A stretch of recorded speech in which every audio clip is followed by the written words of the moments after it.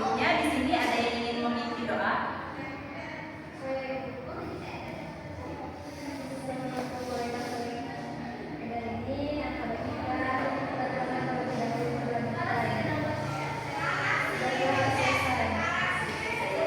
Sebelum memulai, saya akan menjelaskan pengertian konseling kelompok, tujuannya dan cara pelaksanaan konseling kelompok.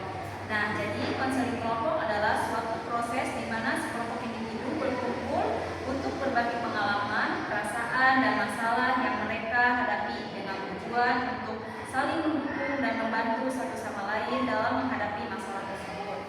Dan tujuannya adalah untuk membantu teman-teman untuk memahami diri sendiri, menyelesaikan masalah, dan meningkatkan keterampilan sosial melalui interaksi kelompok. Cara pelaksanaannya, kita akan berbagi pengalaman, mendengarkan satu sama lain dengan empati, dan mendiskusikan masalah secara bergiliran ya.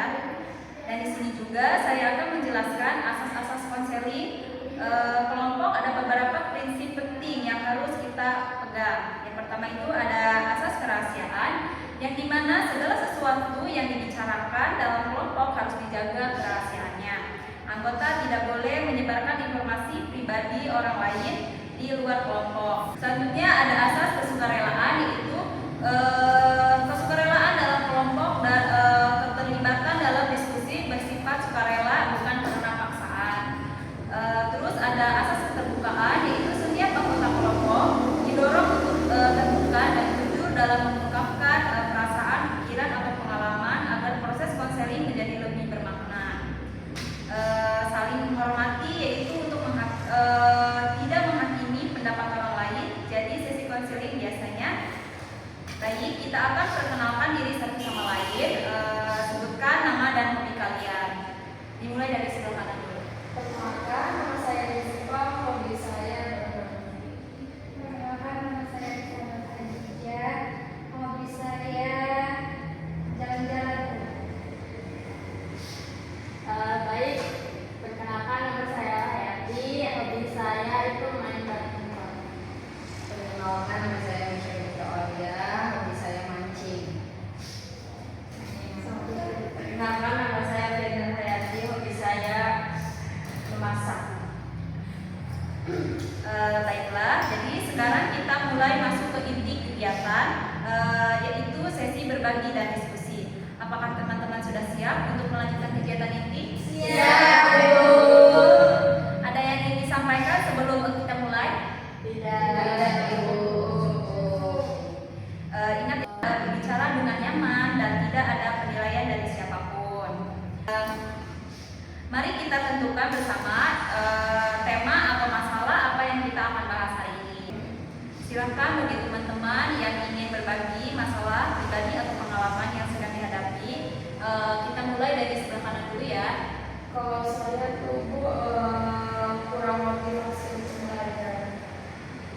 Kalau saya kurang ini Bu, kurang bisa memilih waktu.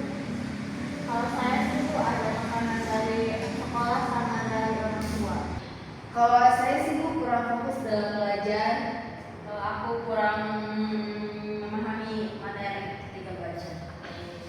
Dari beberapa topik yang muncul, mari kita sepakati mana yang akan kita bahas terlebih dahulu. Menurut saya sih kurang fokus belajar ya Bu. Iya, relax banget ya pengalaman. Sering jalan Di sini kita akan membahas permasalahan yang dialami oleh Aicha ya teman-teman, yaitu kurang fokus dalam belajar. Teman-teman, silakan siapa yang mau berbagi pengalamannya tentang kesulitan tidak fokus belajar di kelas. Saya Bu, saya sih Bu kurang, bukan kurang sih, saya lebih ke sering ngelamun di kelas Bu. Jadi kurang fokus gitu ke belajar gitu.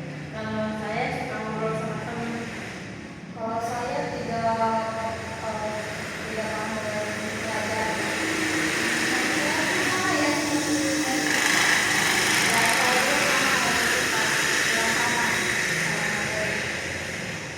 Terima kasih sudah berbagi pengalaman. Apakah teman-teman mengalami hal yang sama? Sama ya. Baiklah, bagaimana perasaan kalian ketika tidak fokus, tidak bisa fokus belajar? Apakah merasa tertinggal atau stres? Iya.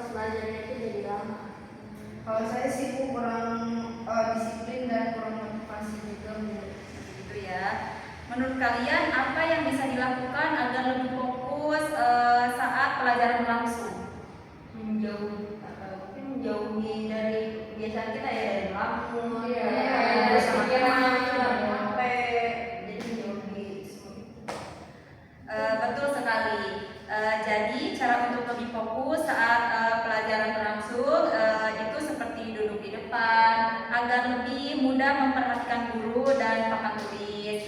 Lalu tidur yang cukup, jauhkan diri dari gangguan seperti hindari ngobrol saat guru sedang menerangkan pelajaran. Terus catat hal-hal yang sangat penting, latih konsentrasi, aktif di kelas, bertanya atau menjawab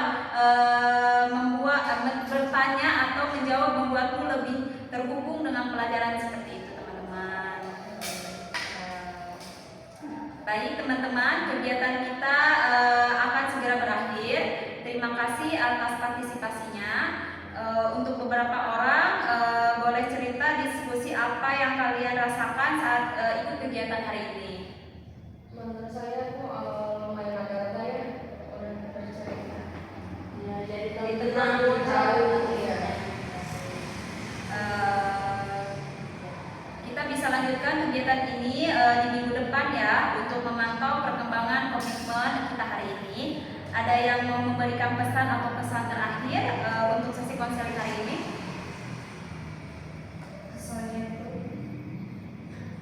Kesannya kita semoga kita bisa lebih fokus dan bisa bertanggung jawab atas semuanya. Dan yang lain, apakah masih ada pesan dan pesannya? Kesan dan pesan saya tuh ya, pesannya tuh saya sangat senang bisa bisa ya mengikuti kegiatan hari ini, terus juga bisa mengenal teman-teman juga, terus juga bisa lebih tahu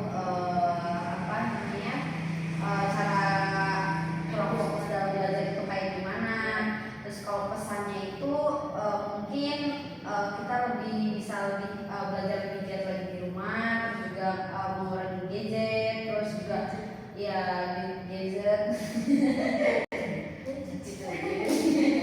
Kalau pesannya itu bisa kalau pesannya itu jangan sering main ponsel, terus juga kurang istirahat yang cukup, terus juga mungkin menurut saya tuh Bu lebih ke motivasi belajarnya aja gitu ya. Lakukan hal-hal yang positif. Ya gitu. Gitu aja sih. Baik, terima kasih ya pesan dan pesannya dari kalian. Terima kasih atas keterbukaannya dan kerjasamanya kalian semua hari ini.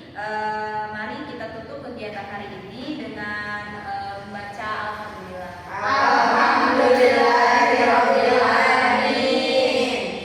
Dan ya, sampai jumpa di pertemuan berikutnya. Buat kalian terus tetap semangat untuk belajar. Ya.